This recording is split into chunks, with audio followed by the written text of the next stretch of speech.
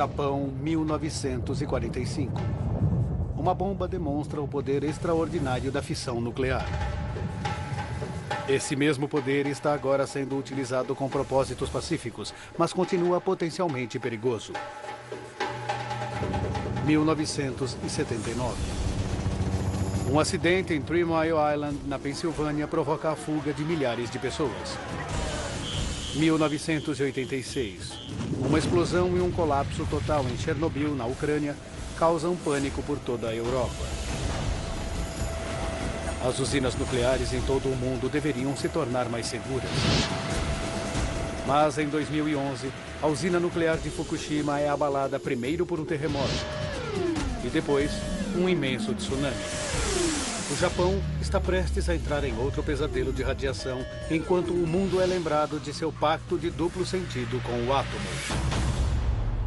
Desastres não acontecem simplesmente. Eles são provocados por uma cadeia de eventos críticos. Veja as informações e a contagem regressiva dos segundos finais antes do desastre. Segundos fatais. A usina nuclear de Fukushima.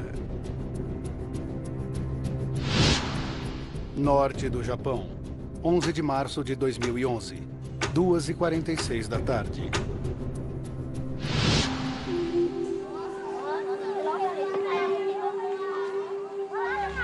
A professora de jardim de infância, Eriko Horiuchi, está na sala de aula.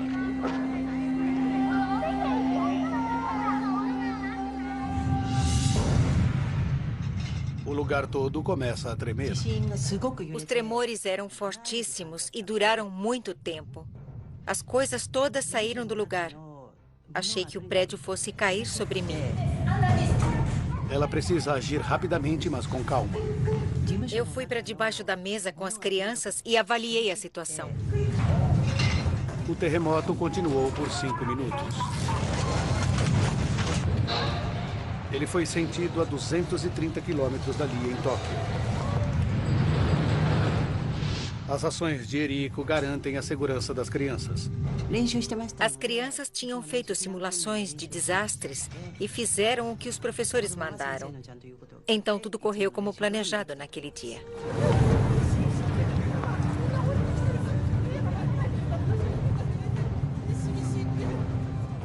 Arranha-céus foram sacudidos e prédios desabaram.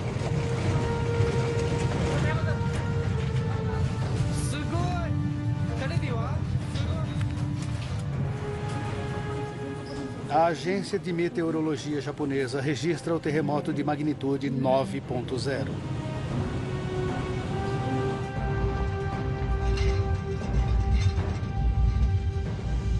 É o terremoto mais forte já ocorrido no Japão. Embora o epicentro seja a 130 quilômetros mar adentro, as primeiras fotos mostram uma devastação terrível através do norte do país. 2h53 da tarde. No centro de Tóquio, o especialista em comunicações Kenichi Shinomura apressa-se para o centro de crise secreto do primeiro-ministro. O terremoto é tão grande que fica claro que haverá um grande desastre humanitário. O governo imediatamente convoca uma reunião de emergência. Devido à enormidade do desastre, meu instinto me dizia que o governo central teria de tomar sua própria iniciativa para agir, em vez de esperar pelos governos locais. 5 usinas nucleares do Japão estão na zona do desastre. Fukushima é a maior, fornecendo energia para todos os lares de Tóquio. A equipe do primeiro-ministro não tem ligações diretas com as usinas. Todas as informações da operadora da usina, TEPCO, passa pela Agência Reguladora Nuclear do Governo, dirigida por Yoshinori Moriyama. Logo depois do terremoto, nós recebemos informações da usina nuclear de Fukushima, de que nós estávamos sem energia. Fukushima está apenas a 178 quilômetros do epicentro do terremoto.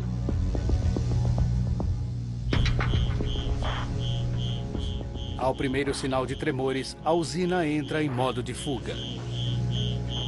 Um isolamento controlado então começa. A estação de força parece ter sofrido apenas pequenos danos. Mas o terremoto destruiu importantes linhas de energia que alimentam a usina.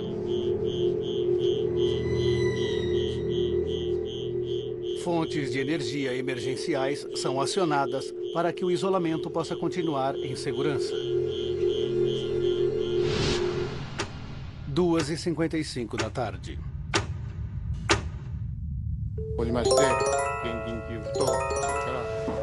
Um aviso de tsunami é transmitido para todo o país. Todo o norte do Oceano Pacífico agora está em alerta, incluindo a usina de Fukushima.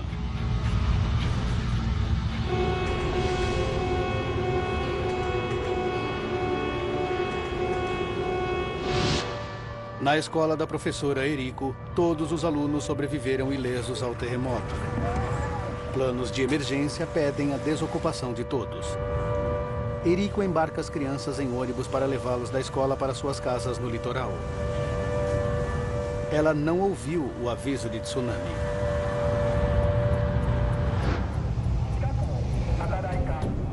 Em Fukushima, os trabalhadores também foram retirados. Uma equipe principal, os 50 de Fukushima, fica para trás para enfrentar o tsunami. 13h26 da tarde. Por todo o litoral japonês, câmeras ao vivo mostram imagens do tsunami vindo em direção à Terra.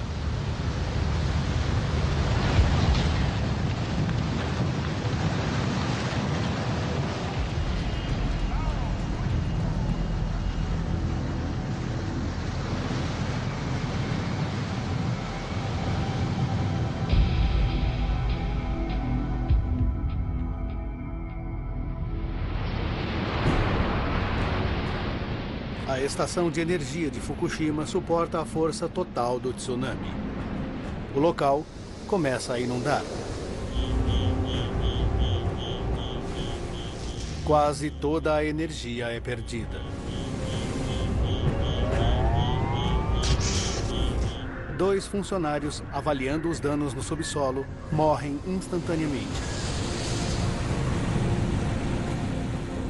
Salas de controle mergulham na escuridão. Os 50 de Fukushima não podem monitorar pressão ou temperatura. E pior, o sistema de resfriamento falhou. A professora Eriko está preocupada. Ela pode ter mandado as crianças para a morte. A rota do ônibus era ao longo do litoral. E eu estava morta de preocupação. O ônibus poderia ser varrido pelo tsunami. 13h37 da tarde.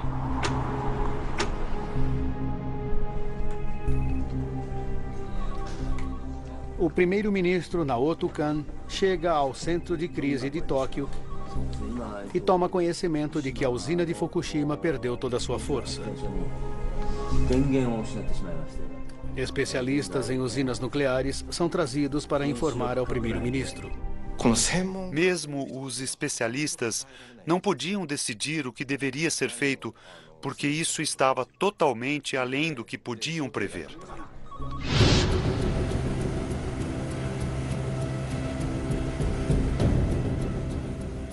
Os técnicos da usina estavam desesperados para esfriar os reatores nucleares. Eles precisavam de eletricidade.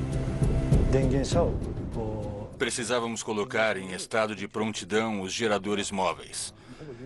Esse era o nosso último recurso.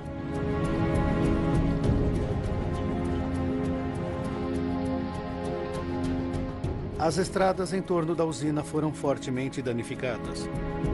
Transportar os geradores era quase impossível.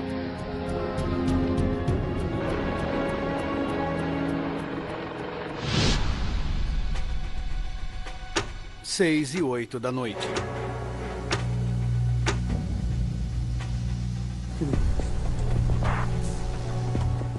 Na sala de controle danificada do reator número 1, Engenheiros estão tentando descobrir o que aconteceu dentro do reator. Eles se voltam para o uso de conjuntos de baterias e baterias de carros para acionar instrumentos, possibilitando fazer leituras. Os níveis de radiação estão começando a subir. Os 50 de Fukushima vestem roupas contra a radiação e respiradores para se protegerem. Seus instrumentos também revelam que a pressão está subindo dentro do reator. Eles precisam encontrar um meio de baixar a pressão.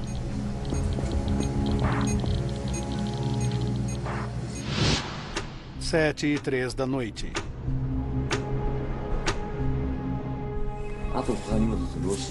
As notícias são passadas ao primeiro-ministro e ele declara estado oficial de emergência nuclear.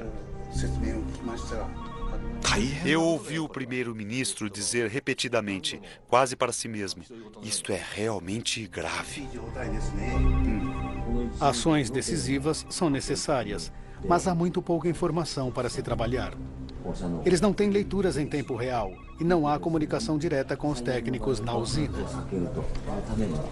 Ainda assim, os consultores científicos acreditam ter uma solução para evitar o aumento de pressão dentro do reator.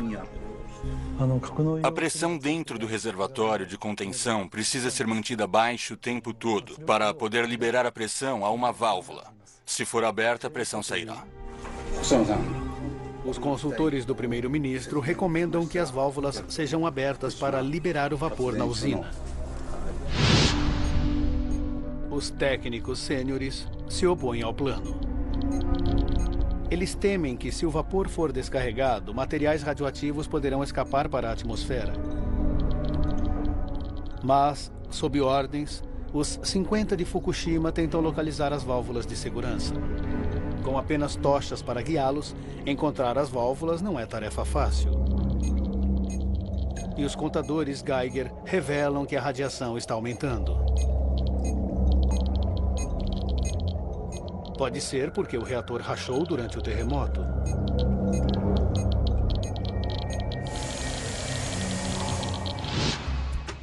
Oito e 59 da noite. O primeiro-ministro recebe mais notícias ruins. Geradores móveis chegaram à usina, mas não são suficientes. O tsunami espalhou destroços por todo o local. Os geradores móveis tiveram problemas para entrar na usina e também para chegar aos prédios dos reatores. Os cabos para os reatores são curtos demais. A usina ainda está sem eletricidade.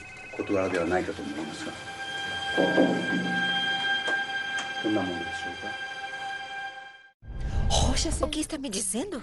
A 8 quilômetros da usina de Fukushima, Eriko Horiuchi e seu marido estão ansiosos. Houve boatos sobre vazamento de radiação e sobre a usina estar com problemas. A partir daí, comecei a me sentir inquieta. As autoridades locais não confirmam os relatos. O marido suíço de Eriko, Dominique, descobre informações através de agências internacionais de notícias. Eu ainda tinha contato com a internet e comecei a ler jornais estrangeiros que eram um pouco mais explícitos sobre o desastre. Minha esposa me disse então que havia rumores sobre um problema na usina e decidimos partir de madrugada. As estradas estavam rachadas e não sabíamos se conseguiríamos sair. Resolvemos esperar até às 5 da manhã para ir embora. Viajar por rotas danificadas no escuro seria perigoso demais. Eriko e a família decidem esperar até o amanhecer.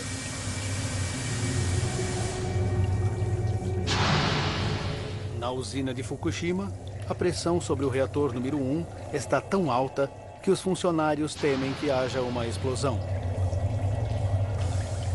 Eles ainda não localizaram as válvulas de descarga da pressão.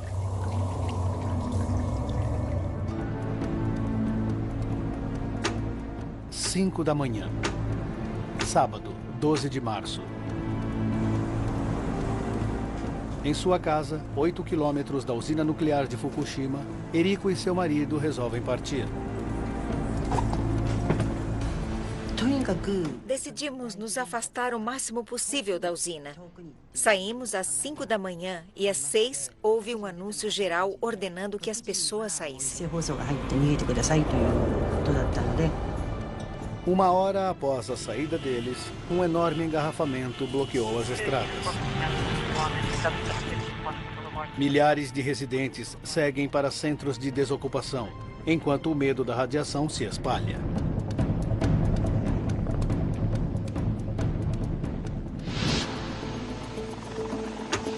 Às 7 da manhã.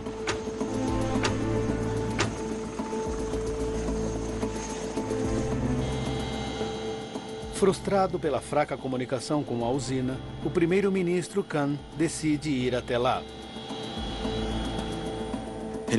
Voamos por quilômetros e quilômetros e o cenário era o mesmo até onde os olhos alcançavam.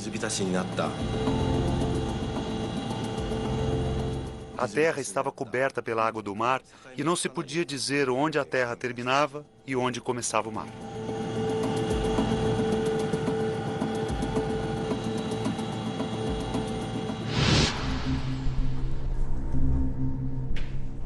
Uma vez na usina, o primeiro-ministro exige uma reunião com os técnicos. Ele quer saber por que as válvulas de descarga de pressão não foram abertas. Eles disseram que as válvulas seriam abertas em 4 horas mais ou menos.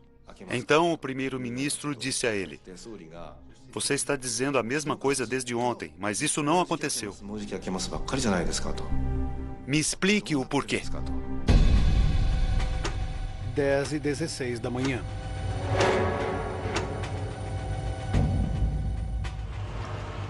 Encontrar as válvulas certas no escuro com altos níveis de radiação é muito perigoso.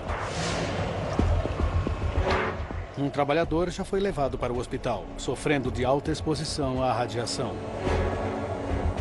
E quando eles encontram as válvulas, a perda de energia faz com que seja extremamente difícil abri-las. Elas são geralmente operadas por maquinaria pesada que acionam a linha de alimentação de eletricidade. Os 50 de Fukushima tentam fazer o serviço com baterias de carros e força bruta.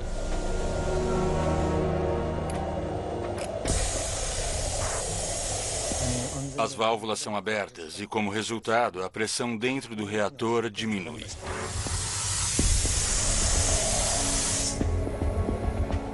Os técnicos da usina agora acreditam que o reator número 1 estará seguro até que possam conectar a linha de alimentação de energia e começar o esfriamento novamente.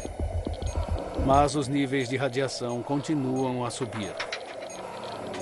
Os engenheiros esperam que seja porque acabaram de liberar vapor radioativo ao abrir as válvulas. Mas isso pode indicar que o reator de 15 centímetros de espessura esteja rachado e que um derretimento do núcleo causou o escapamento de combustível do reator. O perigo está longe de acabar. 13h36 da tarde. Um grande tremor após o terremoto sacode a usina. A usina reportou que foi sentido um tremor forte. Quase imediatamente, o prédio que abriga o reator número 1 explode.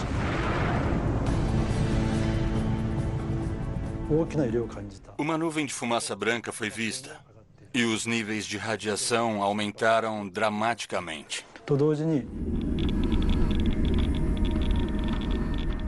Os funcionários detectam níveis de radiação 1000 vezes mais altos do que o usual próximo ao reator número 1. Poderia ser outro sinal de que o reator está danificado e vazando. Outros reatores também mostram sinais de tensão. Nós percebemos que houve danos às outras unidades de reatores. A primeira, a segunda e a terceira unidades estavam em condições precárias. 11 da manhã. 2 dias mais tarde.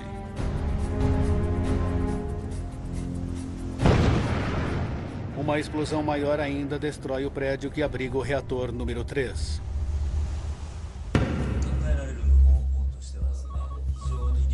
A explosão era exatamente o que o primeiro-ministro temia. Minha sensação era de desespero. O primeiro-ministro levantou a voz para os especialistas e disse: "Vocês me asseguraram que não haveria uma explosão. Por que aconteceu?" Ele teme uma dispersão de radiação catastrófica. Um temor partilhado pelo resto do mundo que segue os eventos ao vivo pela televisão. Em poucas horas, os níveis de radiação da usina começam a subir ainda mais. Os 50 de Fukushima ainda não controlam os reatores. O primeiro-ministro Kan é forçado a encarar algumas duras verdades em uma transmissão de TV ao vivo. O risco de mais vazamento de material radioativo está aumentando. 180 mil pessoas são forçadas a buscar abrigo temporário, longe de suas casas e sem ideia de quando serão autorizadas a voltar.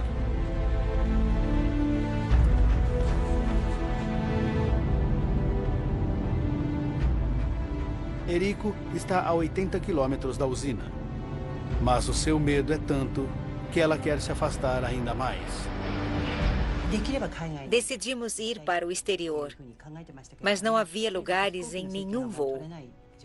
Queríamos nos afastar o máximo do aeroporto de Fukushima, mas não havia nenhum voo disponível. Eriko e sua família são forçados a ficar onde estão e correr riscos com a radiação. 6 da manhã. No dia seguinte, outra explosão causa um incêndio enorme no prédio do reator número 4. Depois da primeira explosão, tentamos ao máximo evitar o mesmo aos outros dois. Mas, infelizmente, não podíamos fazer nada para impedir. Isso é um fato.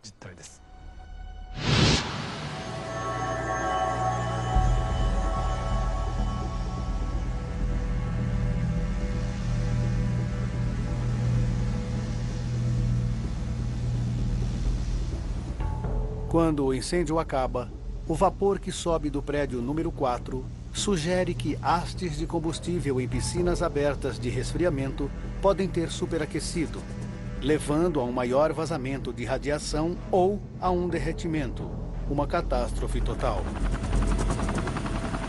Os técnicos da usina precisam inundar as hastes com água para esfriá-las. Helicópteros Chinook são chamados para jogar a água do ar.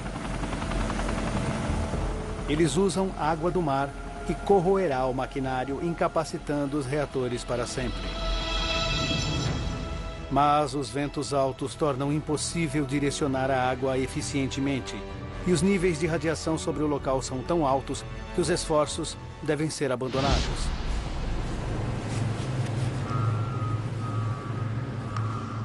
Apenas os bombeiros são capazes de inundar as hastes de combustível com água suficiente para fazer a diferença. Ichiro Suzu é desviado dos deveres de auxiliar no tsunami para liderar uma equipe de elite de bombeiros.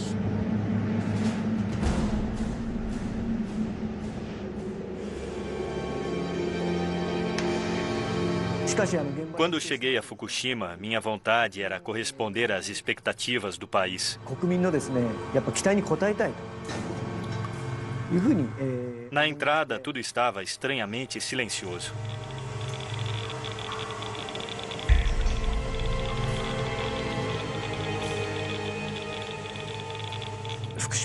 O interior da usina de Fukushima realmente parecia algo de um filme de monstros.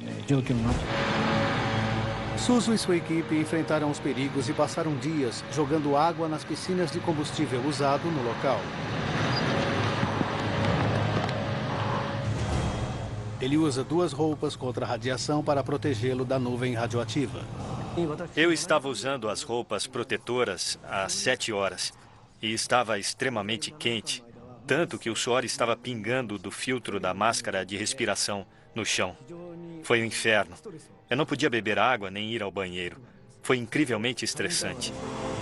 Enquanto Ichiro Suzu e sua equipe lutam para manter o controle em Fukushima, a água que eles borrifam na usina está levando a radiação para o oceano.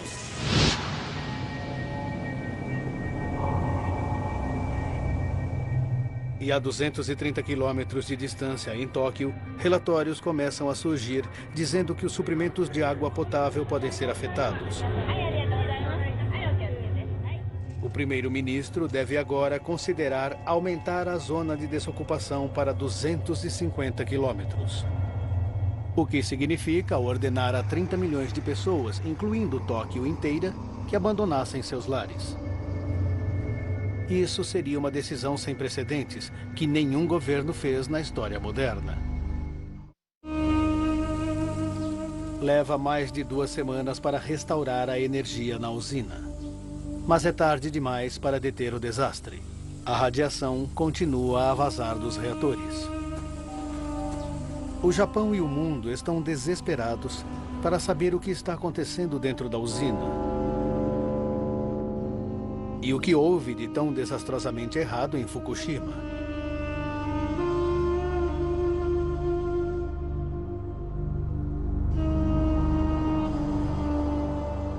Dias depois do tsunami, investigações oficiais já são feitas. O governo japonês convida o órgão fiscalizador de energia nuclear das Nações Unidas para visitar o Japão. Eles trabalham juntamente com os especialistas japoneses em energia para reunir informações sobre como lidar com a crise contínua em Fukushima e como assegurar que isso jamais aconteça novamente. Chefiando a equipe de especialistas internacionais está o Dr. Mike Waitman, físico nuclear. Quando você chega ao local, parece um lugar muito bem cuidado. Então você para e observa os prédios dos reatores. Apenas pelas fotos, não se tem ideia da profunda devastação que ocorreu no local. 3 dos 6 reatores de Fukushima estão além de qualquer reparo. Mas, como todas as usinas nucleares, Fukushima foi projetada com segurança em seu núcleo. A ameaça de acidentes como 3 Mile Island e Chernobyl estão sempre presentes. E no Japão, terremotos e tsunamis são uma ameaça constante.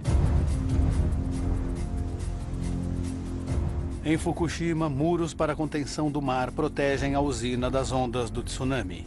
E os reatores são construídos na rocha dura para protegê-los de danos causados por terremotos. Como um dispositivo de segurança, geradores de emergência estão preparados para manter o local em funcionamento, caso a energia seja cortada. Todas as medidas de segurança não foram suficientes para proteger Fukushima. Agora, relembrando os eventos daquele dia e mergulhando nas investigações que se seguiram, podemos revelar como, com toda a preparação para esse tipo de incidente, esse desastre pôde acontecer.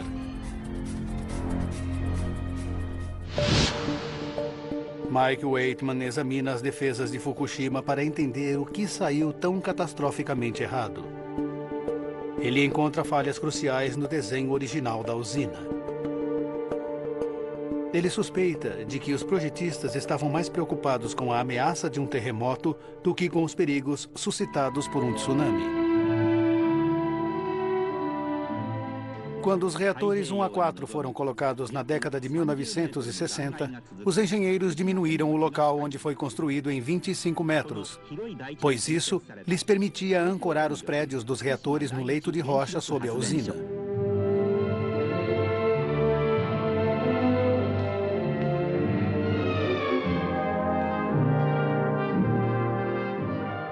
Isso evitaria seu colapso durante um terremoto. Mas o local ficou vulnerável a tsunamis. Para protegê-lo contra essa ameaça, muros para contenção do mar foram construídos ao redor. Eles repeliriam ondas de até quase 6 metros de altura. Mas evidências mostram que as ondas de um tsunami ultrapassam esses muros com facilidade. Na inundação do tsunami, neste caso, as ondas chegaram a 14, 15 metros, espalhando-se ao redor dos prédios dos reatores e por todo o local. Os muros estavam bem abaixo do necessário para proteger contra tsunamis.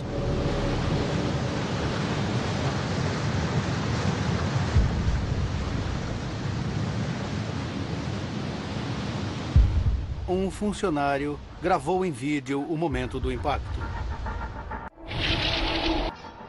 Outro tirou fotos da água inundando a usina em uma sucessão de ondas.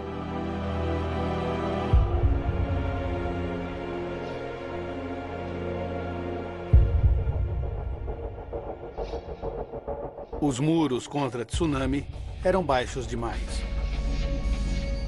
Essa simples falha no projeto levou a uma catastrófica série de eventos que deixariam a usina em perigo de colapso. Durante o terremoto, a energia é perdida.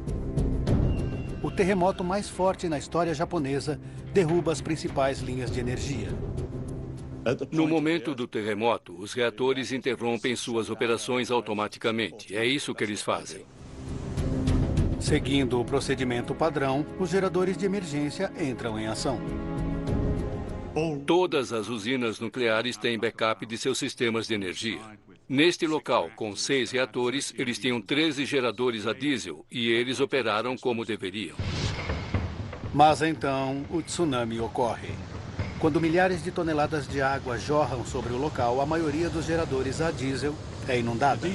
Os geradores a diesel estavam localizados na base dos prédios das turbinas e outras áreas de níveis mais baixos do local, e isso os tornou vulneráveis à inundação. Portas de proteção a inundações não são páreo para o tsunami. Toda a energia é perdida. Os engenheiros não podem controlar a quantidade de calor gerada em seus enormes reservatórios de pressão do reator. A primeira coisa a notar no reservatório de pressão do reator é uma grande estrutura.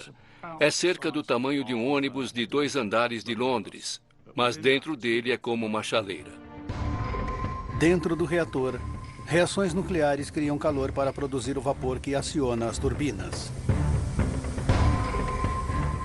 Quando a energia é cortada, a água, que evita que o sistema superaqueça, para de fluir. Mas as reações nucleares continuam e o combustível ainda bombeia calor. O resfriamento é fundamental para garantir a segurança das reações nucleares. É preciso manter o reator resfriado para poder deixá-lo seguro.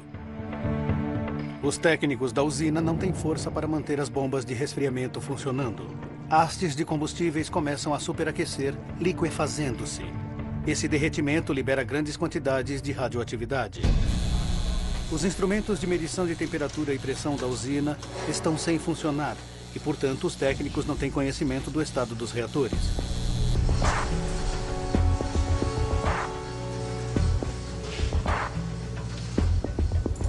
Eles precisam, então, improvisar uma resposta de emergência. Mesmo quando estivemos lá 10 semanas depois, o número de carros espalhados pelo local era enorme. Eles estavam tentando retirar as baterias dos veículos e usá-las para ligar os instrumentos para ver se poderiam obter alguma leitura do que estava acontecendo nos reatores.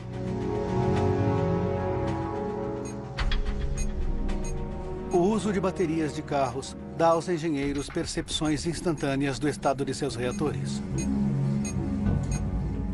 Como se sabe quanta água tem em um reator? Onde ela está? Qual é a taxa de fluxo em torno do sistema? Fizeram o possível para conseguir leituras. Com essas baterias, os 50 de Fukushima conseguem obter leituras importantes. E também puderam abrir válvulas de segurança. Mas essas leituras oferecem apenas vislumbres de aquecimento perigoso dos reatores e do derretimento que se aproxima. Sem energia para acionar seus sistemas de resfriamento, não há nada que eles possam fazer para detê-lo. E pior, por causa do desenho da usina, ocorre outro problema que eles não podem evitar.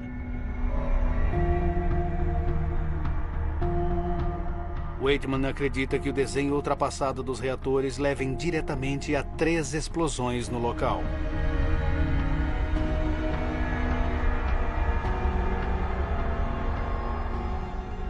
Toneladas de combustível nuclear são guardadas em hastes e geralmente mantidas resfriadas por um fluxo de água fria. As hastes são revestidas por uma camada fina de um metal raro, o zircônio, que as protege do calor excessivo, mas permite que as reações nucleares continuem. Mas quando a temperatura sobe, o zircônio se torna altamente reativo. Por haver muito zircônio no núcleo, se houver um superaquecimento, então ele reage agressivamente com o vapor e a água para criar hidrogênio. A estimativa mostra que a temperatura chegou a 2.800 graus centígrados dentro do reator. Alta o suficiente para provocar a reação entre zircônio e vapor.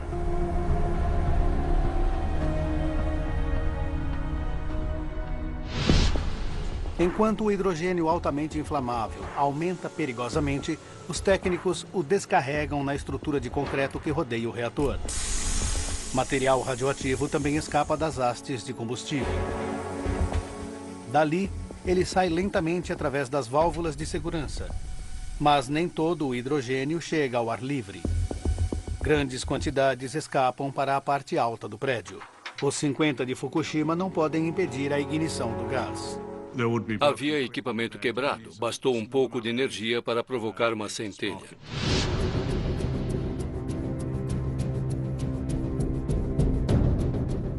O aumento de hidrogênio provoca duas grandes explosões nos reatores 1 e 3 e um incêndio devastador na unidade 4.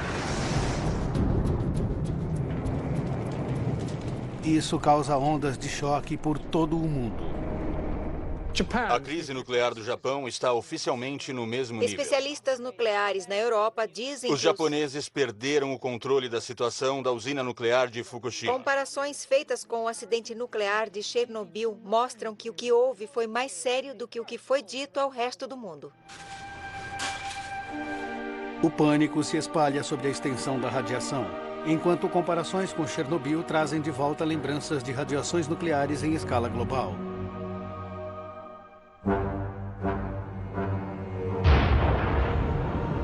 Em Chernobyl, 8 toneladas de combustível nuclear foram lançadas na atmosfera da Terra quando o reator explodiu.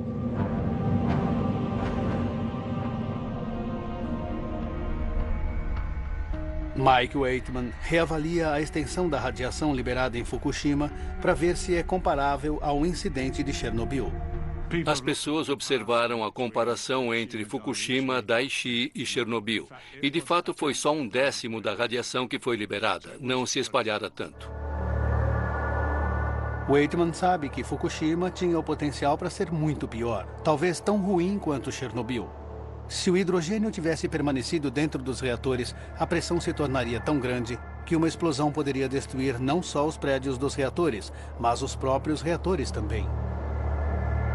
O reator 3 continha 88 toneladas de combustível plutônio e urânio que poderiam ter sido expostos e dispersados, exatamente o que ocorreu em Chernobyl em 1986.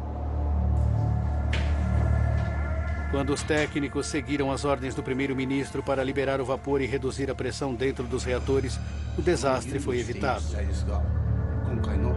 Waitman conclui que os engenheiros tomaram as decisões certas para impedir uma catástrofe maior.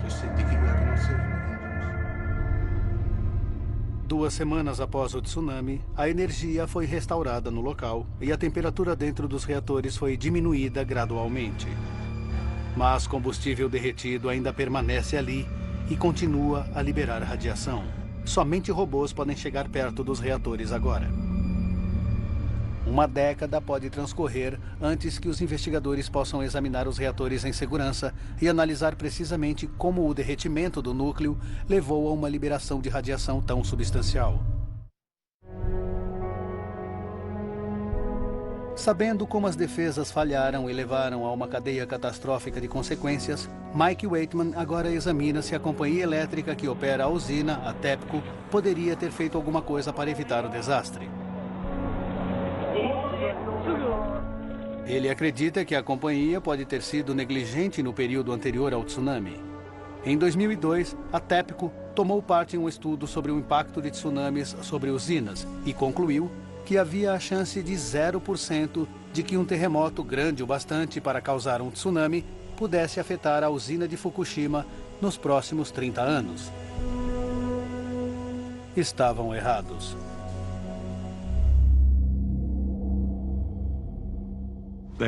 Eles não trataram dos riscos do tsunami muito bem.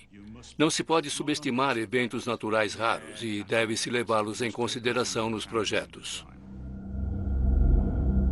A TEPCO afirma ter tomado medidas de segurança apropriadas, levando em conta todas as informações conhecidas. Mas eles dizem que a escala do tsunami foi além de qualquer coisa que pudessem ter previsto e que desde o acidente eles fizeram tudo para estabilizar os reatores.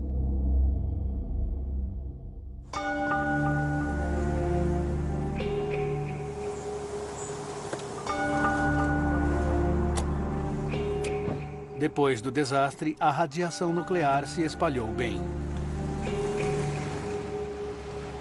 Residentes como Eriko acreditam que foram informados de muito pouco e tarde demais sobre os perigos potenciais causados pelas explosões. Eles culpam a companhia elétrica, TEPCO e o governo. Não houve nenhuma informação sobre radiação. Somente disseram que iam expandir a zona de desocupação. O governo lutava para assegurar a liberação de informações. O primeiro-ministro estava comprometido a ser liberal, mas dependia de seus consultores.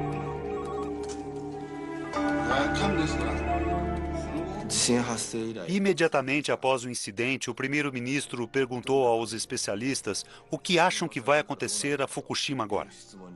Nenhum deles deu uma resposta clara. A única coisa que disseram foi que uma explosão de hidrogênio não iria acontecer devido ao projeto da usina. E pensamos, se não acreditarmos no que eles dizem, em quem acreditaremos? Os especialistas do primeiro-ministro tinham poucos detalhes à sua disposição devido às poucas informações da TEPCO. O que as pessoas com ligação com a usina nuclear de Fukushima, tais como a TEPCO, realmente sabem? E elas partilham suas informações com o governo? O primeiro-ministro Naoto Kan estava envolvido em eventos além de seu controle. 5 meses após o tsunami, ele foi forçado a renunciar. E não havia sinal do fim do desastre de Fukushima.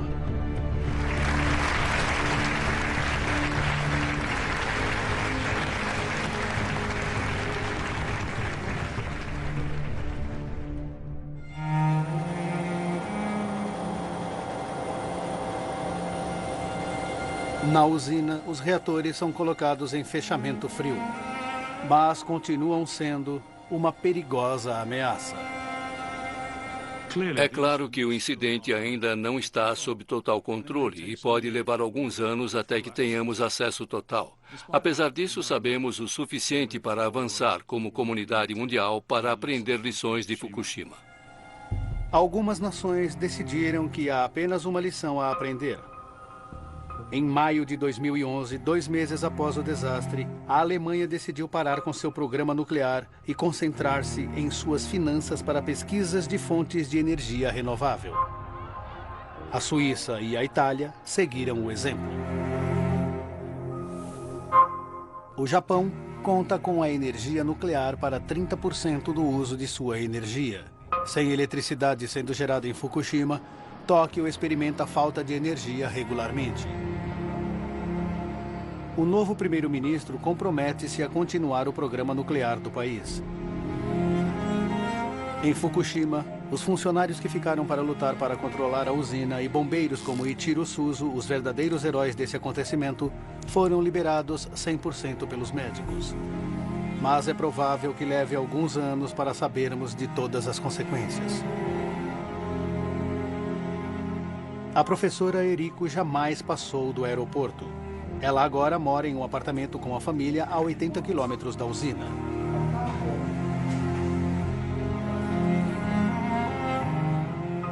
O ônibus com os alunos do jardim de infância não foi atingido pelo tsunami. Todas as crianças sobreviveram.